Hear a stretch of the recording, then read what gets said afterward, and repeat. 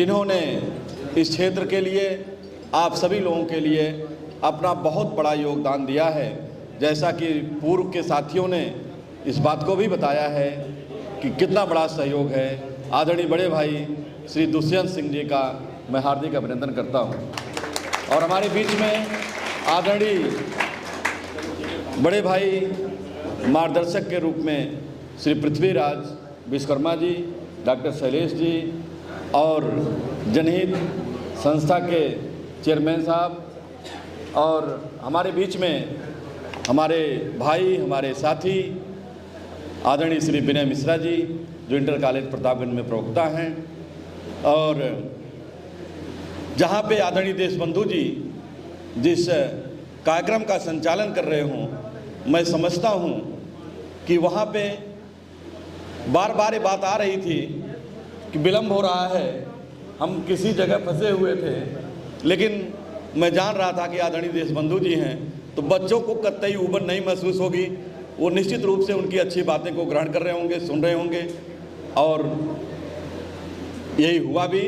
मैं बहुत बहुत धन्यवाद ज्ञापित करता हूँ हमारे बीच में सम्मानित पत्रकार भाई आज़ाद जी और यहाँ पे उपस्थित सभी गार्जियन, अभिभावकगण और हमारे प्रिय छात्र और छात्राओं, जिनके ही नाते हम लोगों को यहाँ पे आने का अवसर मिला है। मैं सबका बहुत बहुत धन्यवाद ज्ञापित करता हूँ। और साथ ही साथ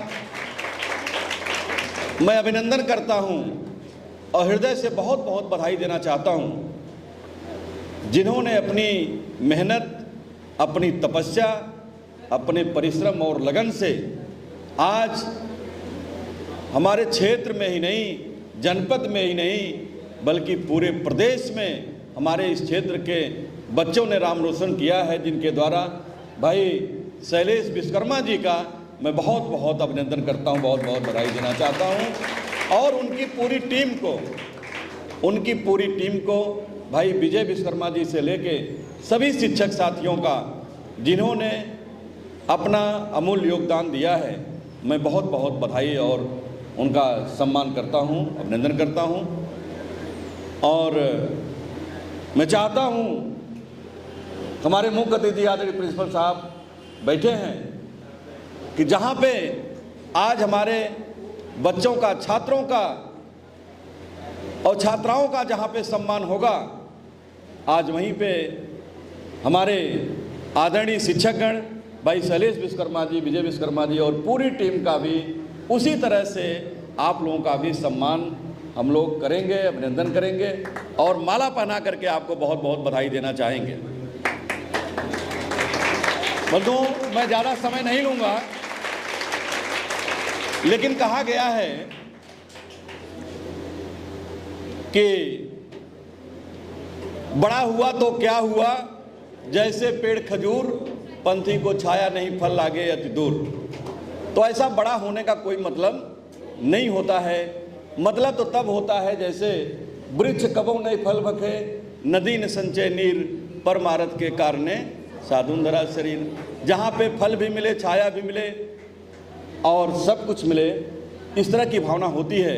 मैं आदरणीय बड़े भाई दुष्यंत सिंह जी का मैं इन्हीं भाव में सम्मान करता हूँ, जिन्होंने जब शैलेश विश्वकर्मा जी ने शुरुआत किया था, हम लोग तो चलिए ठीक है जनप्रतिनिधि हैं, जो कुछ संभव हो पाता जैसे भी हो पाया, नाली पुलिया खड़ंजा इधर उधर जो कुछ भी हुआ, हम लोग जनसेवा में लगे रहते हैं।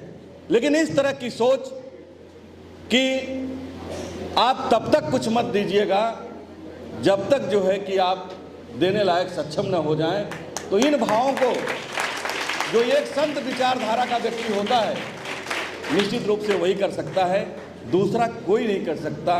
परहित सरिस धर्म नहीं भाई, पर पीड़ा सम नहीं अदमाई, जो कहा गया है। निश्चित रूप से आपने जो किया है, नाम उसी का होता है जो दूसरों के लिए करता है। अपने लिए बहुत सारे लोग, किसी का पैसा कोई नहीं देखता, कोई अरबपति है, कोई खरबपति है, कुछ भी हो, वो आया, पैदा हुआ, चला गया, कोई नाम लेने वाला नहीं होता है। नाम तो उसी का लिया जाता है जो दूसरों के लिए करता है, परहित के लिए करता है, समाज के लिए जो जीता है, देश के लिए जो जीता है, उसी का नाम लिया जाता है और उसी का नाम अमर भी होता है। आज भी हम उन्हीं का नाम लेते हैं जिन्होंने देश के लिए जिया है। आप बताइए, कोई अपने लिए जिया हो, उसका कोई नाम लेने वाला, उसके घर के लोग नहीं नाम लेते, दूसरों की तो बात छोड़ दीजिए। तो निश्चित रूप से जब भी मौका मिले तो आप से भी मैं यही उम्मीद चाहूँगा कि आप आने वाले समय में, यह कोई नहीं जानता है कि साल में बैठे हुए हमारे बच्चे देश के लिए किस मुकाम पे जाएंगे, ये कोई नहीं जानता। लेकिन मैं इतना ज़रूर जानता हूँ, जिसने जो लक्ष्य तय कर लिया और जिसने जो तय कर लिया कि मुझे इस मुकाम पे जाना है, मुझे यह लक्ष्य प्राप्त करना है, तो निश्चित रूप से वो अपना लक्ष्य प्राप्त कर लेता है। कदम चूम लेती है बढ़ करके मंजिल, मुसाफिर अगर अपनी हिम्मत न हारे। तो ऐसा कुछ भी नहीं है, कुछ भी असंभव नहीं है कि जहां पे आप न पहुंच सकते हो। मैं इस धरती का मैं अभिनंदन करता हूं, नमन करता हूं कि इस धरती ने बहुत से लोगों को पैदा किया है जिन्होंने देश में ही नहीं दुनिया में नाम रोशन किया है। हमारे छात्र छात्राएं यहाँ पे बैठे हैं।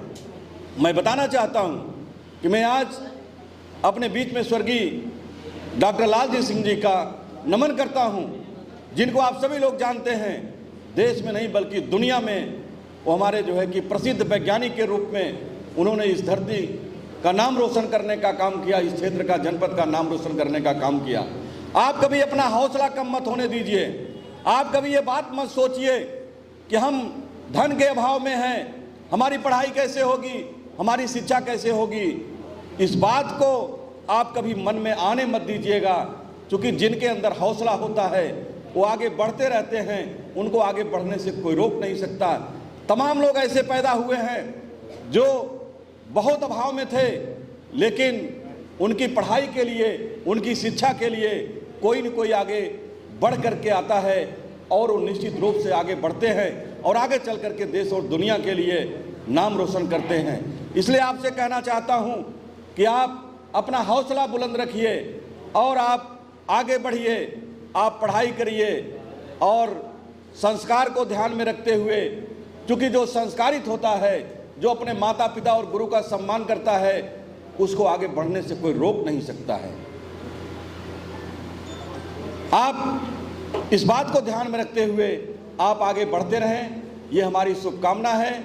और जैसा कि हमारे भाई शैलेश जी और उनकी पूरी टीम ने तमाम प्रकार की शिक्षा के लिए, आपको कंप्यूटर शिक्षा के लिए, अभी आपको प्रशिक्षित करने के लिए आपने आज उद्घाटन कराया है, तो हम शुभकामना ज्ञापित करते हैं। एक बात की और आपसे अपील करना चाहते हैं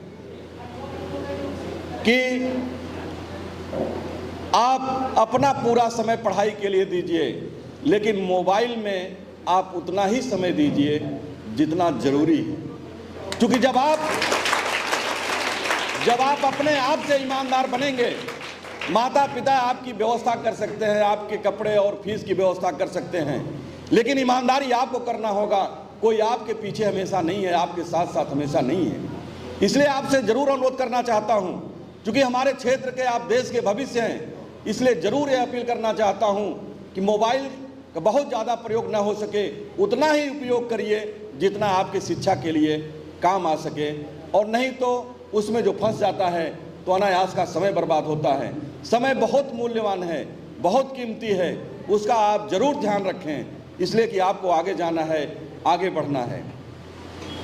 जाके पाउन फटी बेवाई, सोका जाने पीर पराई। इसलिए जो जिस दर्द को, जिस समस्या को झेला रहता है, वही ऊंचाई पर जाता है और वही उस समस्या का निदान भी करता है। इसलिए आप हमेशा आगे बढ़ने के लिए आप सोचिए और आप आगे बढ़ते रहें। इन्हीं शुभकामनाओं के साथ मैं बहुत ज़्यादा समय न लेते हुए, क्योंकि धीरे धीरे काफ़ी समय हो चुका है, बातें बहुत करना चाहता हूँ, बहुत कुछ कहना चाहता हूँ, लेकिन समय का अभाव है। इसलिए मैं आपसे एक बात कह करके अपनी बात को ख़त्म करूँगा। कहा गया है, देसी कहावत है, लेकिन केवल आप उसको याद कर लेंगे कि बाढ़े पूत पिता के धर में, खेती उपजे अपने कर में। बाढ़े पूत पिता के धर में, गुरुजी बैठे हुए, इससे ज़्यादा नहीं बोलना चाहता क्योंकि आपके बीच में भी आएंगे, बात करेंगे। बाढ़े पूत पिता के धर में, खेती उपजे अपने करने। आप के अंदर जो संस्कार है वो माता पिता का जरूर होता है, उनका आशीर्वाद होता है, उनके सत्कर्म होते हैं, लेकिन मेहनत तो आपको ही करना होगा, परिश्रम आपको करना होगा। खेत में जब तक जो है परिश्रम नहीं होगा, जब तक उसमें खाद पानी बीज नहीं पड़ेगा और आपकी मेहनत जब तक स्वयं की नहीं होगी तब तक उसमें कुछ पैदा नहीं हो सकता है। माता पिता व्यवस्था कर सकते हैं, आपकी पढ़ाई के लिए फीस दे सकते हैं, लेकिन पढ़ना तो आपको ही होगा, समय तो आपको ही देना होगा। और मेरा विश्वास है कि अगर आप ईमानदारी से आप अपनी पढ़ाई और अपने समय को आपने जान लिया, ईमानदारी से अगर आपने पढ़ाई किया, माता पिता को आपने धोखा नहीं दिया, बहकाने का काम नहीं किया।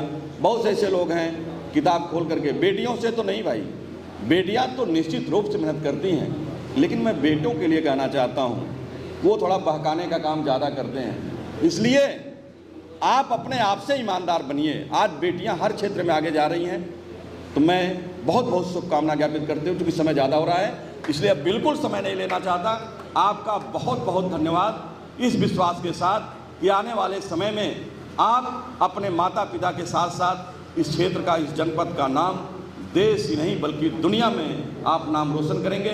बहुत बहुत शुभकामना, बहुत बहुत धन्यवाद।